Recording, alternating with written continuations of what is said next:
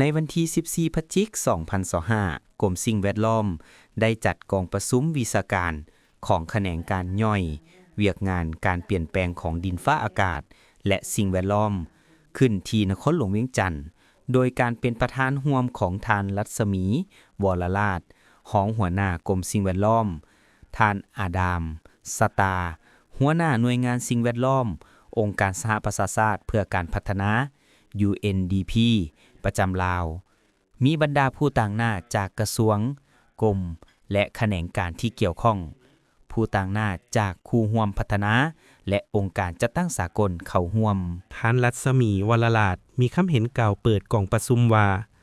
กองประชุมได้มีการปรึกษาหารือและรับฟังการรายงานความคืบหน้าของการจัดตั้งปฏิบัติและประกอบส่วนของแขนงการต่างๆที่นอนในขงเขตเวียกงานการเปลี่ยนแปลงดินฟ้าอากาศและสิ่งแวดล้อมเข้าในการจัดตั้งปฏิบัติตามแผนพัฒนาเศรษฐกิจสังคมแห่งชาติฉบับที่9โดยเฉพาะแม่นบรรดาผลได้รับในแต่ละด้านและการปรับปรุงแผนพัฒนาเศรษฐกิจสังคมแห่งชาติฉบับที่10ยุทธศาสตร์การเปลี่ยนแปลงดินฟ้าอากาศในระยะสั้นและระยะยาวและการแก้ไขปัญหาสิ่งท้าทายของแขนงการรวมทั้งแนวทางการพัฒนาในการปฏิบัติเวียกงานด้านการเปลี่ยนแปลงดินฟ้าอากาศในระยะสั้นและระยะยาว